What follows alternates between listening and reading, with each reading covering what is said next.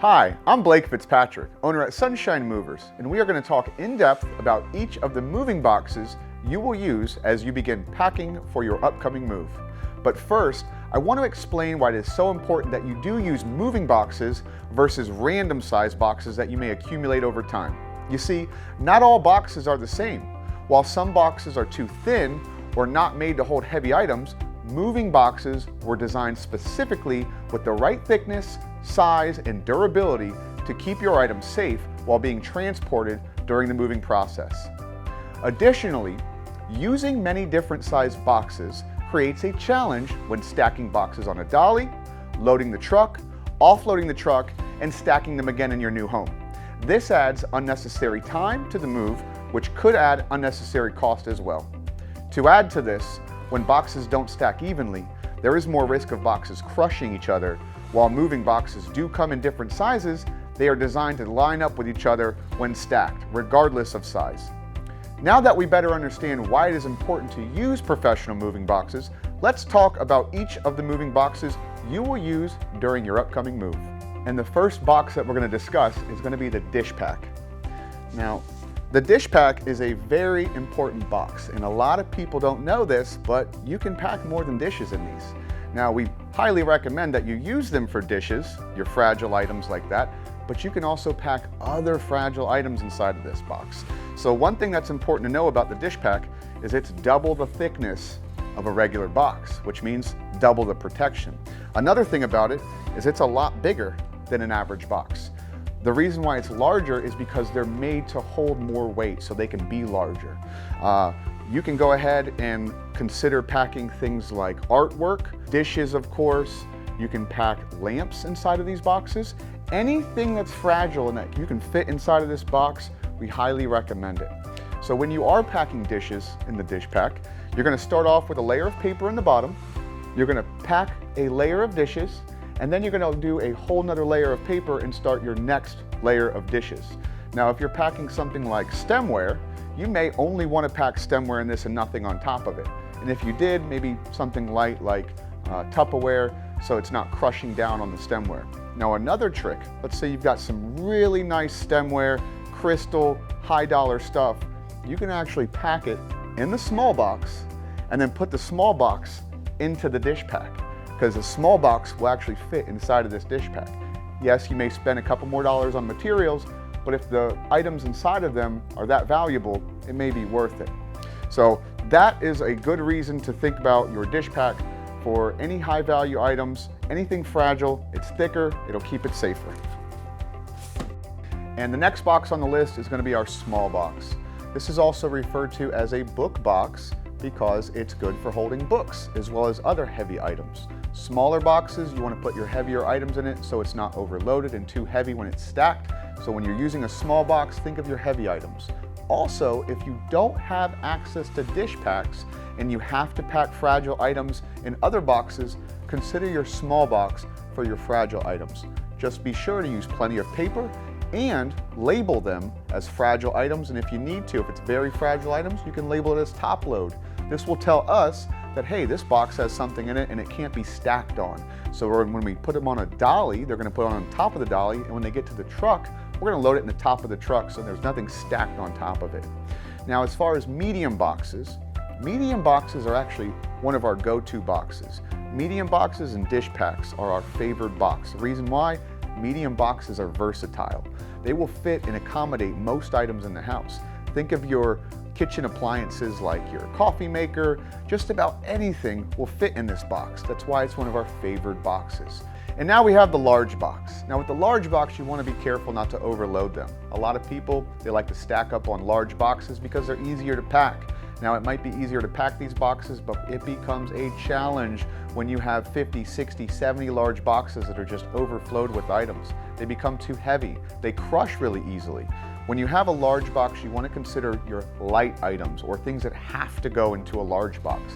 Things like lampshades, pillows, blankets, things that are light and are not going to be too heavy to stack on a truck or put on a dolly. And next we have the mirror carton. Now before a mirror carton is put together, it's just a sliver of cardboard. It's got some lines cut at the top so that we can fold it and mold it to fit our mirrors and artwork. After it's put together, it looks like this. Now this is actually 2 corner caps, because that's what a mirror carton is a corner cap. 2 corner caps put together. And there it is. Now what's good about the mirror carton is it's universal. So this would fit a piece of art, call it 3 foot by 2 foot. But let's say you've got a 4 foot by 4 foot piece of art. Well, I take my corner caps, and now I have the 2 bottom, and I can slip 2 more on top and make a much more bigger box to accommodate my art.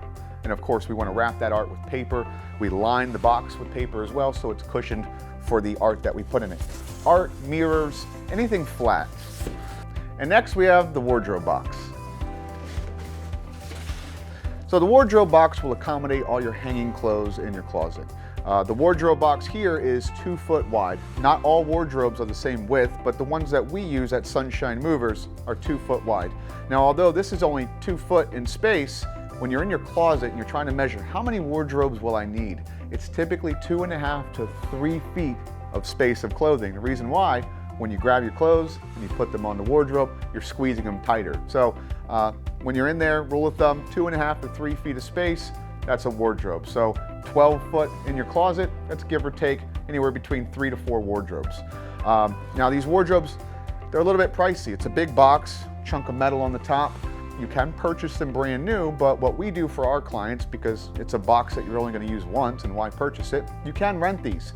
And what we do is we offer these on same day rental. And what that means is we'll figure out how many you need, we'll bring them out on move day, you can load them or we can load them, take them to the new house, you can unload them or we can unload them, and then we take them back. And that's a one-time fee per each wardrobe, a lot cheaper than buying them new, and then you don't have a bunch of boxes laying around that you're never going to use again. So here today I've got a small box. I'm going to show you how to set this box up and properly prepare it to pack. So first thing I want to do is take notice of the top and the bottom of the box. The flaps on the bottom do not have a tab like the top flaps do. There's a little tab right here if you can see that. On top of that, you can make sure that your words are right side up. So the first thing that you want to do with your box, and this is a misstep, a commonly misstep, and this is going to save you a lot of energy. So your flaps up here, remember it's got this little tab connecting the flaps. You want to fold down each side of your top flaps. That's going to be 2 folds, that's it. Once those are folded down, you open your box. And what those tabs do is they keep those flaps from coming back up. Now here's what that does for you. 2 things. 1, you're not having to reach over the flaps every time you put something in your box, which is going to save you a lot of time and a lot of headache. 2, when you're packing your box, you never want to overpack the box. You don't want stuff protruding out the top, because then when you close it, you're going to have bulging tops of your boxes. That can cause damage. It can be a lot tougher to load. It's just unnecessary. So when you have your flaps folded down, now you can see how high you need to pack, because you want to pack right to the edge of that box. So by folding those flaps down, that's going to help you out tremendously. Now we're going to go ahead and fold our box over and tape it up. Now the first thing that you want to do, you'll notice that again, you have a short flap and a long flap. The first thing I'm going to do is fold down my short flaps, and then the long flaps go on top of it. Pretty simple. Now, here's another important piece. A lot of people miss this. Before I tape my seam, I'm going to put 1 additional stripe of tape across the seam. And what this does is it helps keep the box secure, and when the box is loaded, it helps keep things from pushing that bottom flap open, and then you'll have stuff all over the floor. So I'll go ahead and put my first tape on here. Now I'm going to show you an insider secret. This is top secret stuff here.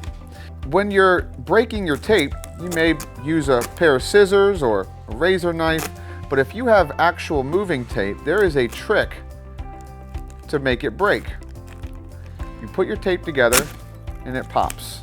And just to show you how quick that is, all you do is push it together so it bunches up and it pops. Now that I've got my additional stripe across, I'm going to go ahead and get my box taped up. Now, when you're taping the seam of your box, you're going to use 2 stripes. One and then a second one, and you're going to offset them by just a bit. Now, a lot of people, they'll put 2 stripes right on top of each other. That doesn't do anything at all. By putting a second stripe and offsetting it, you're grabbing more of the box. You're adding more security for that tape. So that's what it should look. You'll notice that this stripe, a single stripe, is just a little bit skinnier than the double stripe. You want to make sure you get a little bit more coverage with that bottom stripe right there. Now that I've got my box ready to go, now we're going to take the next step. And a lot of people don't realize how important this is. Before you pack anything into this box, you want to put some crushed paper in the box. And it's important when you're balling up this paper that you're about to see me ball up, that you don't crush it too hard. You don't want a solid ball of paper. You want just enough crush to where it's creating a cushion, little air pockets inside. Now watch what I do. That's all you do. Not a ball of paper, but just enough to where it gives the cushion that it needs. And you want to put a couple in there.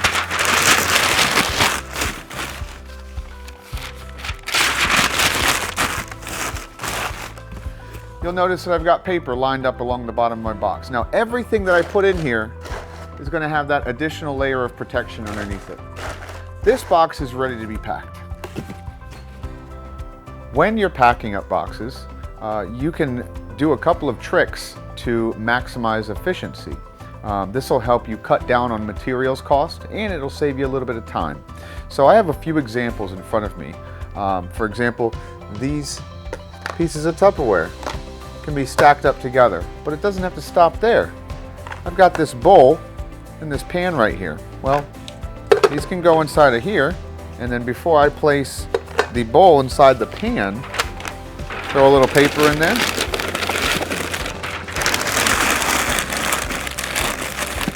Now it's all wrapped up nice and safe inside the pan. I can go right into the box. Now I've got another example. I've got a pen holder, and I've got pens. Well, why even take them out? Just wrap them up together.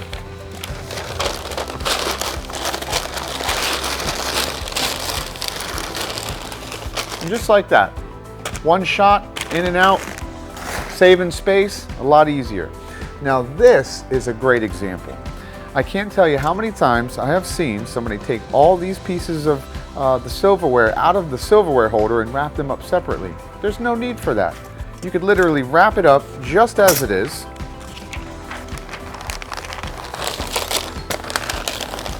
And now you're saving yourself time and space.